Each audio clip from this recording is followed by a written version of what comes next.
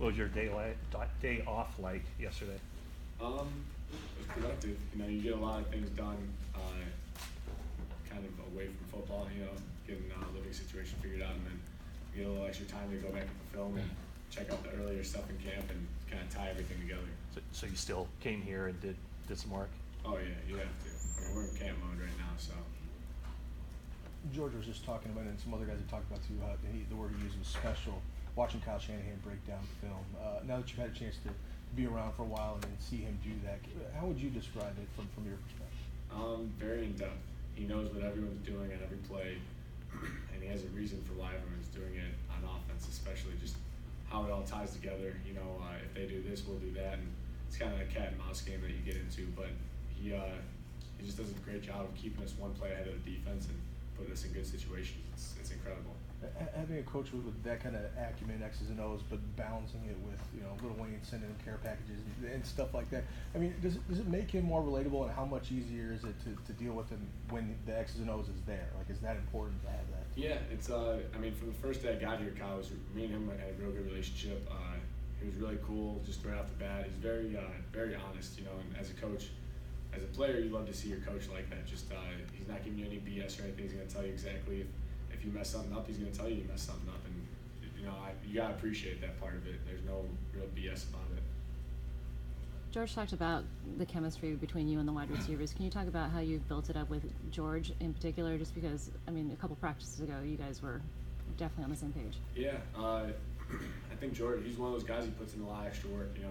Whether it's staying after practice, talking in film sessions. He always asks me questions about his routes and stuff like that. But that whole tight end group as a whole, we stayed today after practice, just going over some finer, little details that will make a difference on Sunday. Is that something you do regularly, is keep guys a little longer, do a little extra work? Yeah, I like to. It's kind of what separates you, I guess. Everyone's putting in the same amount of practice time, but, whoever stays after, you're getting a little extra work in. So there's a fine line during camp. You don't want to kill guys, and they run a lot more than I do, so got to take care of their legs a little bit. How similar is the use of tight ends in this offense compared to what you did in New England? Yeah, there's similarities, but every offense has its own, little quirks and things like that. But in the run game, it's similar. Pass game is a little different. They're more in New England favored around Rob and everything. But here, we have a couple different weapons at tight end. It's nice to have that at your luxury. George is saying he has to know, 3 or 4 different positions just based on different alignments. Is that different than what you guys did in New England? Yeah, they like I said, there's similarities. New England does some 2-3 tight end sets, but we mix that stuff in all the time. It's very regular in our offense, and it's tough for those guys. To learn 3 different positions, and they could be at any one of the positions on the same play. So it's keeps them thinking. What percent of Coach Shanahan spent 45 minutes on a single?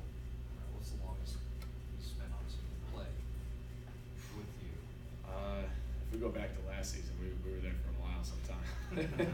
That bye week, we put in some good time, but no, I can't think of one in particular off the top of my head, but it's just he gets on a roll sometimes, and one thing will lead into the next, and you guys can about play A, and next thing you know, you're on play M&N, and it's just like, it's crazy. His mind just works so fast. It's incredible.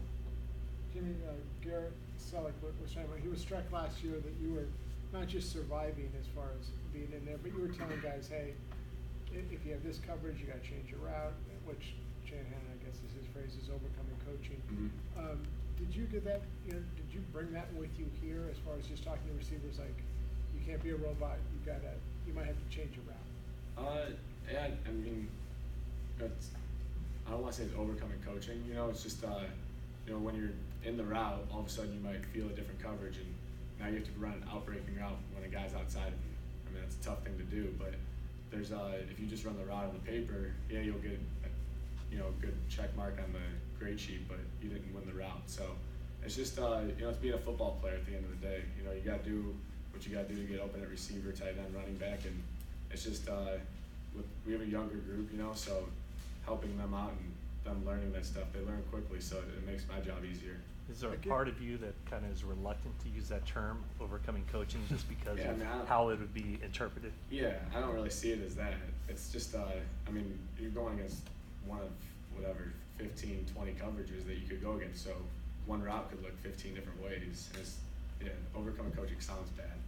So, not trying to yell at anything, but it's I don't know. It's just being a football player really is how I look at it. You used that when they mic'd you up for the Titans game. You told Marquise Goodwin on the sidelines before that last drive, you'll be a football player.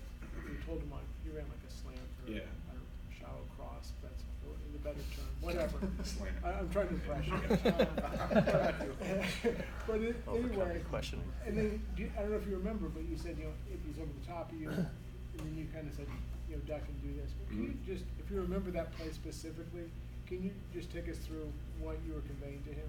I mean, I don't remember exactly what I said to him. Yeah. But the whole being a football player part, I think you have to be careful with who you say that to, because certain guys might take it the wrong way and go haywire on a route and run something completely different. And you're like, all right, man, like I didn't mean that. But certain guys you can tell that to, and you kind of learn your receivers as you go. And you say that to a guy, and they'll find the open window. It might not look the right way on paper, but they'll get the job done and get to the open spot. And that's what Keith did on that play. I mean, he slipped the guy, got inside, and there was a huge window, and it got us in field goal range. So it's just I don't know, not thinking so much, kind of reacting to the defense.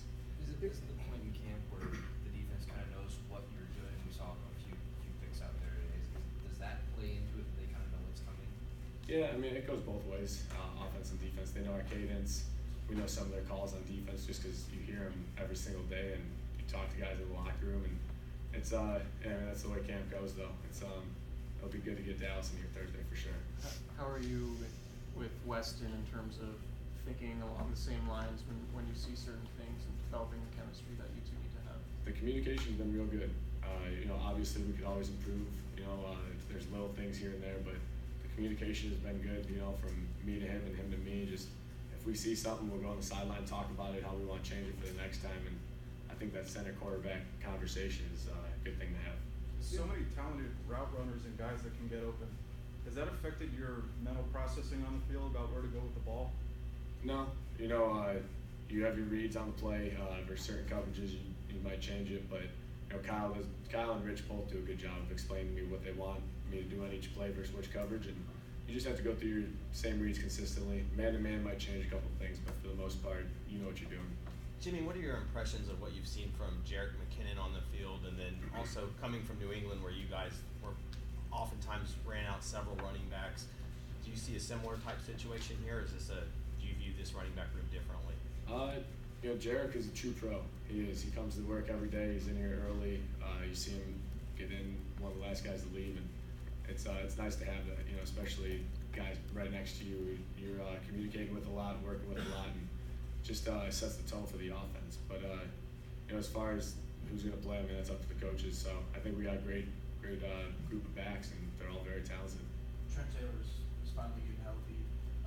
Talked to Lord before this. What do you think he brings to the table as far as making your life easier out there, and how does he make this offense even more dynamic than it really is?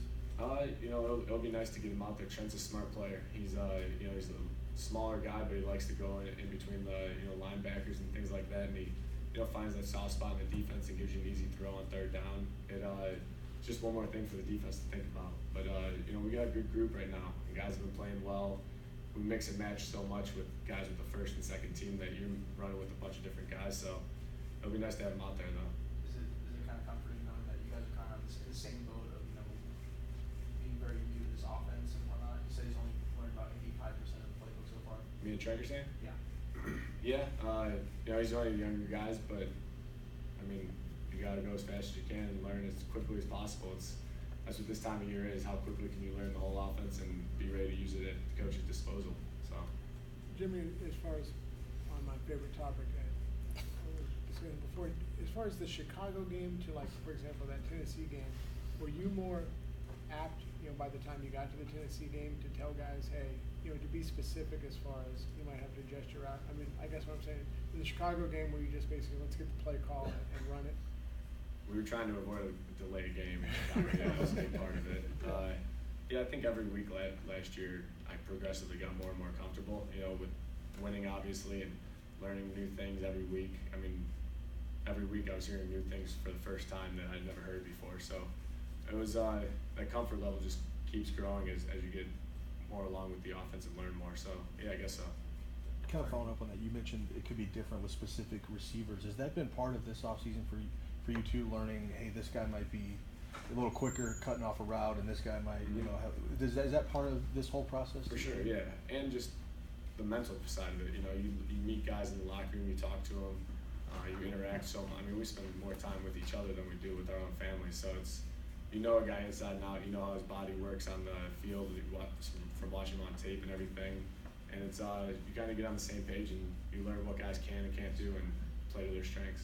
What did you see in that last throw of practice to Andrew more than a touchdown? It was the keeper.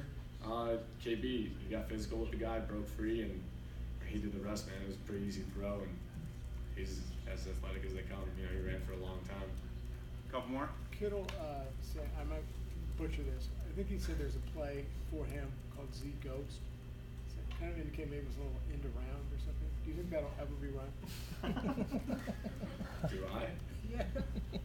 What did George say? He's eager to have it He's run. eager to run it? Yeah, he's eager to have If it his play 40 run. time drops by a couple of 10 seconds, so maybe, we'll see. Okay, all right. All right. Cool. Thanks, guys. All right, thanks.